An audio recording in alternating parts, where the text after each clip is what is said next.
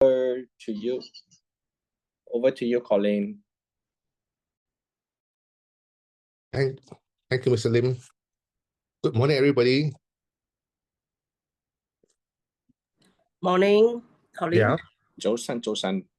Okay, just let me share screen, yeah.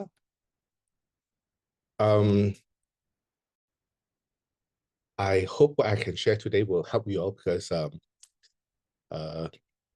I just trying to share whatever I have.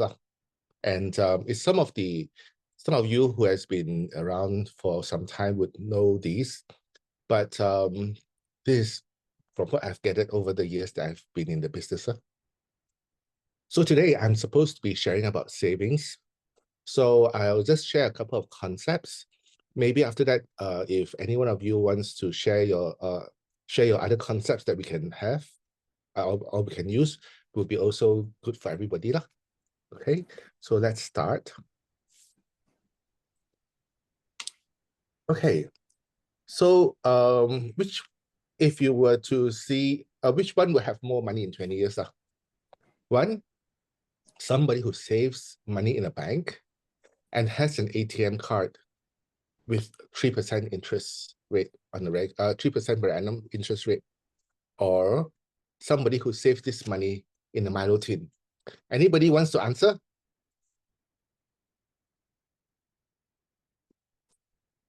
Anybody wants to give it a try? Milo tin, Milo tin. Milo tin, right? For me, yes. For me, yes. I think it is also that way also, because a lot of people will say Milo tin, but there will still be some people who says, I've got interest with the bank, so I will be able to have more at the end of the day because Milo tin has got no interest. Then This one always taking money. Yes, because I asked them, you have an ATM card, so if you need money, you just take it from the ATM. So if you do that, will it decrease? Then they say, some will say, yes, I am very disciplined. I will not take the money out from there. But if there is an emergency, really an emergency, where is that money going to come from? You surely have to take it from the bank, right? So why does the Milo tin have more money at the end of the day? Because the sealed Milo tin is locked, has the money locked away and cannot be withdrawn. So the secret to saving money is to save it with discipline and lock it away without taking it out. Then we will have more money at the end of the day. It is not so much about having a high interest rate. Okay, so okay, so that is one concept. Okay, another concept that I would like to share today is if you're saving money for retirement, maybe let's say if you meet somebody who wants to talk about saving money for retirement, so but then they are thinking of how to save the money. So especially for new people, people who have just started to come into the workforce, right? We should share this concept with them. Whether we save whatever we have first when we get our salary and spend the remaining, or spend first and save the remaining. Okay, so the actual those people who actually save first and spend the rest will have more money at the end of the day. Why? Because you fix, let's say, if I save 100 ringgit a month or even 50 ringgit a month, right? At the end of the day, that money will be there. What is the proof of this? How many of you has been, okay, let's say if you ask, can I have a volunteer, somebody? Can somebody volunteer to interact with me? Okay, Colleen, I can volunteer. Hi, Donna. Thanks, Donna, for helping me. Okay, so Donna, how many years have you been working before you joined Great Eastern? This is just a makeup story, right? It's a makeup story. Doesn't matter. Okay. Oh, I worked 5 years. Okay, so when you started working, do you think about saving money first? No, because the salary is not so high to begin with. Okay, so let's say if you started, once you started working, you decide to start, when do you start to think about saving money for your future? after maybe the first year or two? Never really give it a thought because my company, we do contribute to the EPF. Right. Okay. Let's say if you keep saving money in the in your own bank account, right? And then you after, let's say you decide to save 50 ringgit or 100 ringgit a month in your bank account. After 3 years, do you think you will have one year you will save 3,006? After 3 years, how much money would that be supposed to be inside your bank account? Would be 3,006 times 3, right? Yeah, plus some interest. Correct. So if you did an experiment, right, would you actually have 3,006 times 3 years, which is 10,800 ringgit inside, or would it be lesser or more? Maybe less because maybe I will take out to use. Yes, because you see the new iPhone, then you may need to buy that new iPhone, right? Because everybody has it, right?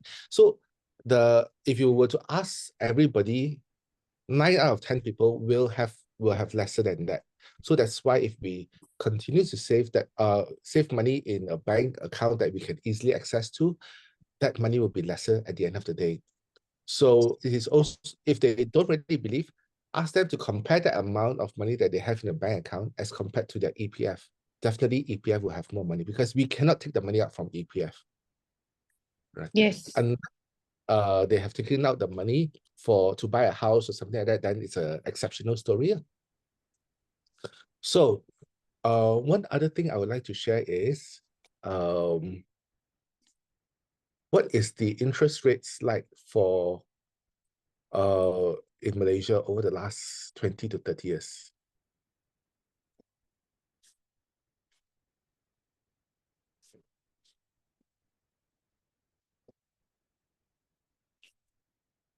Okay.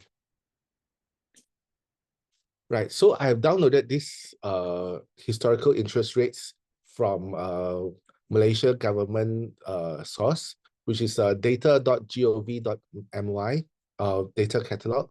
So this is that link that I got it from. If you look at the interest rates for the last, they have interest rates for all the banks and in commercial banks and investment banks in Malaysia for the last since 1980 until now.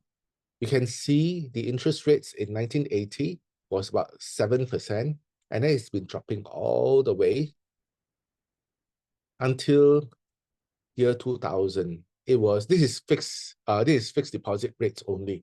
Until year 2000, it became 0%. And now it's going up again until recently 2.81%. So this is the average interest rates that you can get when you save money with the bank. It is not fixed for a long period of time, and it will fluctuate according to time. So if we were to sell a savings plan from Great Eastern, GFW or whatever, the average rate, the average returns is about 3 point something percent, which is roughly about the same as putting the money in the bank in the FD, but it is less flexible. So some people will say, I can get better rates by saving in other means. Okay, so because they say that savings in a savings plan with Great Eastern is very low because it's only about 3% or that's about, or sometimes slightly lesser. But we have to let them know that when we save, low risk is low returns, high risk is high returns. That is the fundamental rule in saving and investment. So if you save money in a safe, low risk environment, like in a FD or a savings account, or even in a savings plan with an insurance company, it is low interest rates. And it will be very safe. But if you truly feel that you can get much higher rates, maybe you can consider buying time. For example, let's say if I want to save money for my child's education, let's say my child now is 3 years old, and I figure that he would need, say, 600,000 when he's, say, age 18 to go for college. So in order to do that, I can either use my own money to invest and save it in some higher returns, but I have to do that on a regular basis. But if one day something were to happen to me, and I'm no longer around, or I'm no longer able to earn that money, then I would not be able to save or prepare this money for him.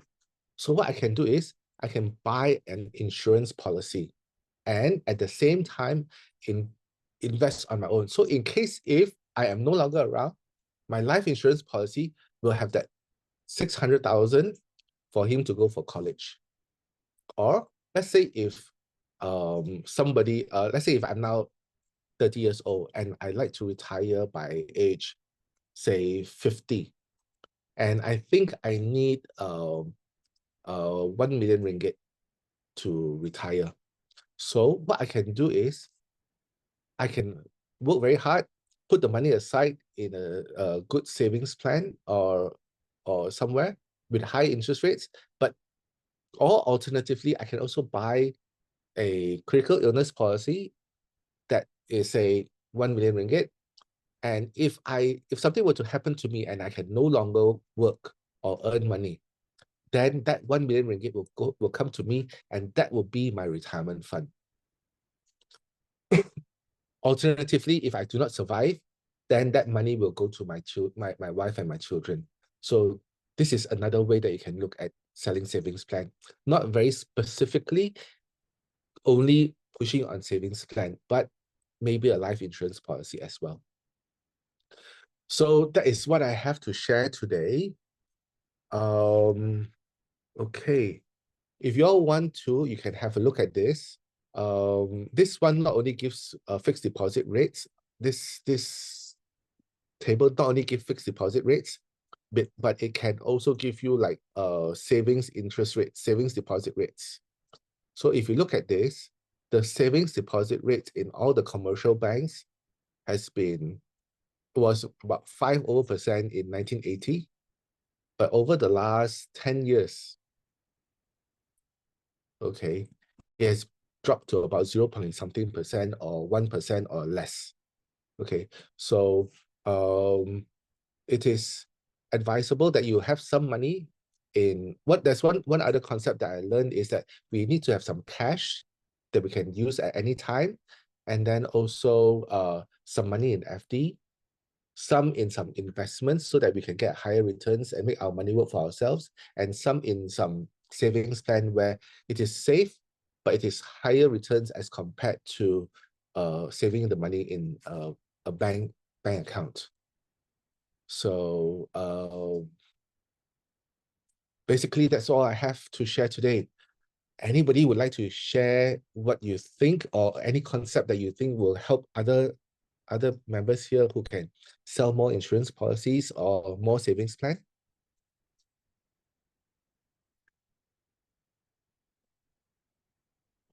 Anybody? Very good, Colin. Thank you, Vivian. Mr. Lim? Oh, okay. There are two Mr. Lims here. Okay, the concept of replacing a life policy with a savings plan when a prospective customer says that our savings plan has very low returns is one I learned from Mr. Lim Tao Ming. So thanks to him for teaching me this, and I'm also sharing this with all of you now.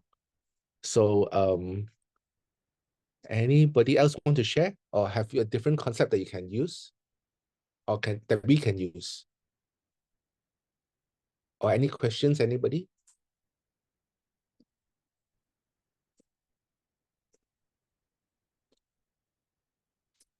Okay, if there is no questions, okay, anybody wants to share cases? Just now, Mr. Siti Lim has shared some cases.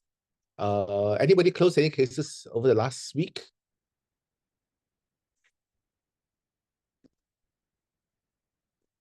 Nobody closed cases? Normal lah, just the medical card. Okay, would you like to share that case? No, this is quite easy because I closed the spouse a few months back. Then the husband. The husband told the wife, and then the husband called me and said my wife was so interested. So it's basically that. It's just that the wife is a lawyer, so she's quite particular, want to know everything, this and that. And then finally I said, okay. And since you have no time to meet me, we just do an EFT. So that one was sent to me yesterday. So that one is quite straightforward. I think, I mean, at this point, I don't know, maybe still have to go for medical. Such like these are the things which are normal. Usually it's like that, like if you close someone and they tell someone they close to them, it's not a difficult sale. Yep. That's it. Thank you, Mr. Lim. Anybody else close any cases? Colleen, I would like to ask, Yes. in the middle, not yet close, because they are asking one question. Just want to confirm with you. Medical card attached with waiver of rider. Waiver of rider, and then also attached SMCC. So if Right. one of the CI event happen, is the SMCC insurance charge waived also? Is waived, right? Even though No. the SMCC still jalan. SMCC cost will still jalan because the policy is still going on. Yeah, but I try to read, it's not stated. It's still jalan, confirm. Yeah, the cost will still jalan. CIBR no more, no? Correct. Uh, CIBR paid off already, no more jalan. No, I mean the insurance charge. yes, insurance charge will still go on. All the insurance charges will still go on even for the medical card. It's just that the premium part is waived. So if you sign up, let's say it's 3,006, then 3,006 is waived, but all the insurance charges will still go on. So in the future, if there's a repricing, example, become 4,006, you still need to bear the 1,000. It's just the 3,006 the initial when you sign up is waived. Yeah, correct. But the CIBR knockoff don't have insurance charge anymore. Correct or not? CIBR. If Claim already. CIBR is fully paid out already, then the rider itself will be terminated already. So of course, there's no charge. So the SMCC still, the insurance charge is still there because still not complete the 860%. Yes, correct. Correct, yeah. Okay, noted. Thank you. Anybody else have any questions? Or anything to share?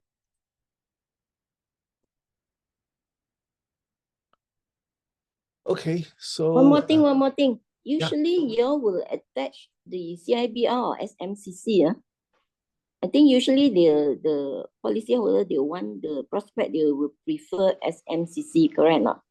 But then the consequences of paying up to 860%, of course, is very low as per what they ask me.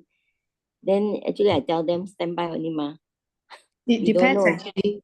Because if you notice that the SMCC, the insurance charges towards the end, especially after 70, you Very can high. see that it's as equally as much as the medical card. So Mm. usually for very I would say for children, yes, you can attach SMCC because the insurance charge is very low. But after a certain age, you need a balance because you are attaching it basically in a medical card policy. So medical card, you have two riders that is so expensive, the whole thing is going to be very expensive later on in life. Yeah. So it's a balance of what is important, what is the priority. So meaning you will offer 50% on CIBR, 50% on SMCC? No, I will usually for the older age, not to say too old, but I will just use the CIBR plus the SCPCC lah. SMCC is quite pricey lah, I would say towards the end it's quite expensive. You can give the client a choice you know, you can just explain to them. We have two options here. One is multiple claim. One is you know, it will accelerate, you know, the sum assured. But this one is a lot cheaper compared to the other. So client can make a choice basically. Accelerate, I never sell before. What rider is that? Accelerated means CIBR. Example, if you buy a Oh, 50,000 CIBR. 50,000 life, then you will accelerate the sum insured. Mm. So Another Donna, can thing I, is in our quotation they always show the forecasted the premium can last until how long. Then they say this one not true. I say yeah, because of medical repricing. If there's no medical repricing, nothing, this is the forecasted premium that you're going to pay. Usually it can last until 75. Then they will say, no lah, it's not true. You see my SMM, 4 years you already increased. Then she asked me, SMS, when is your next increase? I say, I don't know.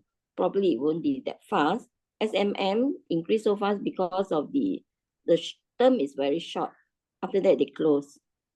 How would want to explain on this? Because they are saying, don't ever look at the forecasted premium anymore. You know, the projected one? Yeah. actually, there are a few elements there for, sorry, so Donna, you want to go ahead first? Okay, sure. All right. Usually for the forecasted, right, there's a company best estimate. Of course, that one is very long, okay, and then there's also X and Y.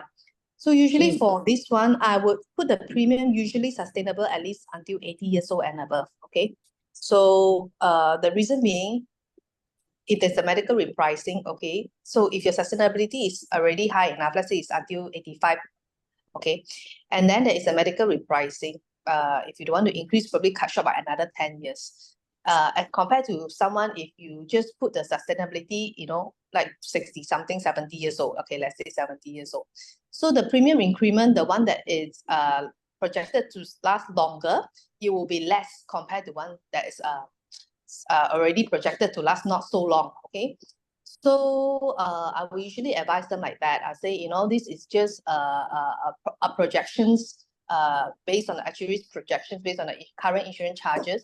So let's say your projections is already can sustain until, let's say, 85 to 90 years old. When it's a medical repricing, then, the premium increment that you pay will be less. So this is especially beneficial for those that older age group, okay? Because they start off with a higher premium, then they will pay less.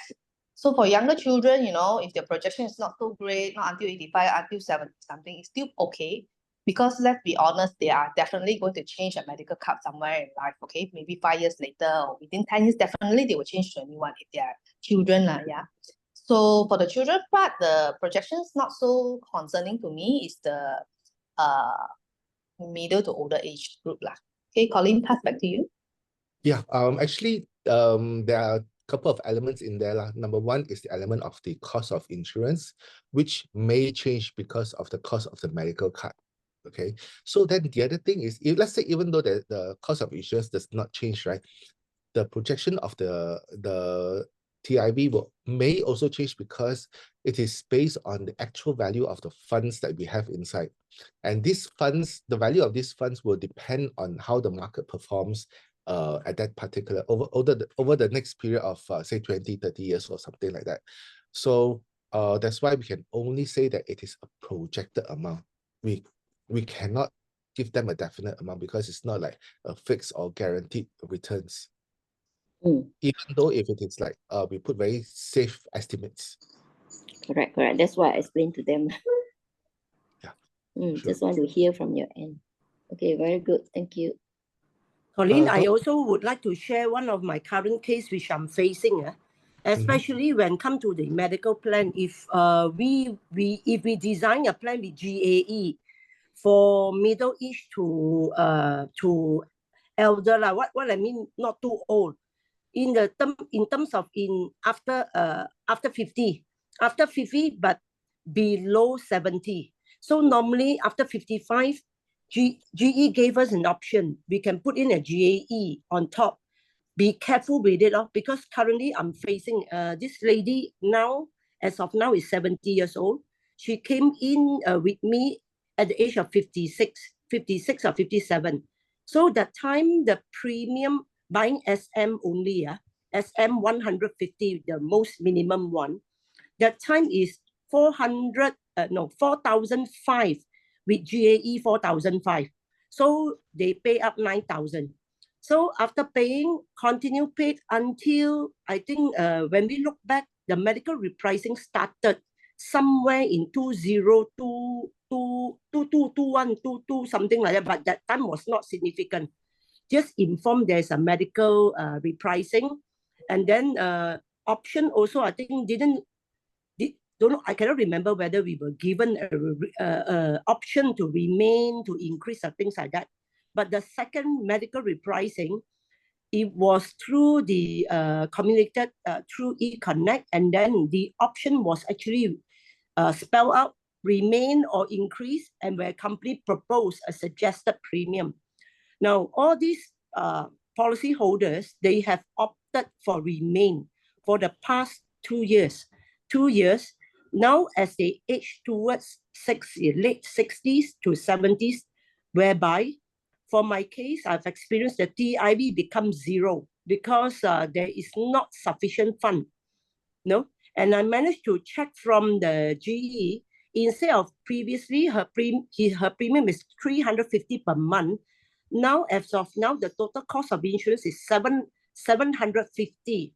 That's the reason why, when they do not increase the premium because of medical repricing, even though they do not pick the minimum of 20 ringgit a month, it will in fact drain out all the TIV.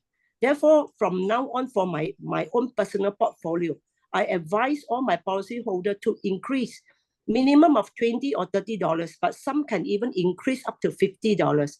You know, if they are young, probably 20 lah. If they reach moving into the mid of 50s, I strongly advise them to increase to 50 ringgit at least to support lah. Of course, now it's not that urgent. Yeah, the TIV does not come to zero, but that doesn't mean that the coming years it will not become one. So for my case, now the insured have to top up constantly every month before every I think every one week or 10 days, we will receive potential lapse date, you know. So I was actually very annoyed with the customer service. So I told them, okay, you calculate and give me a figure, how much my client got to top up. At least we remove the potential lapse date in terms of week, you know. So you give me a amount, then just an amount was given, all in about 2,000 plus 3 monthly premium, you know, something like that. Then the next premium due date is somewhere in December. But again, the customer service this morning updated me, oh, the TIV value, since you have paid $2,000 over plus 2 monthly premium of 650, so in total my client paid about 4,000. Now there is a TIV of 1,800, but we are removing the potential lapse. But what does it mean? Then it says you better increase the premium now, so that the potential lapse date will not appear 2 months later, you know. So that's why I would strongly recommend, people who are in the 50s who use GAE previously for the past many years, we have to be careful on those cases. But for those who didn't use GAE, that means that time they pay straight away 6,000 annual, not 4,500 with 4,500 GAE. They are rather safe because in their TIV, there are amount there. So far, once they top up 50 ringgit a month, there is no issue on potential lapse from time to time. So I think I hope my this sharing can open up for people who are actually planning for GAE. So this is one area we have to look at. Thank you. Colin, back to you. Thank you very much, Vivian. I think that's a very sound advice because I also have some customers who are facing these kind of problems as well. But my customer, this particular customer of mine is facing this problem not because so much of the GAE, but because during the time of COVID, he and the wife was out of work, so they've got no income. So that's why there's quite a number of months they could not afford to pay the premium and took a premium holiday. So now they are trying to make up for that lost time. So every month I'm getting potential lapse for them. So I ask them to top up at least 1 to 2 months. So finally, they did top up 1 month and not so bad now, lor. Anybody else got anything to share? According for Info SM, the revised rate has gone up 50%. Therefore, it's a must for you to increase the medical repricing. They cannot say no anymore.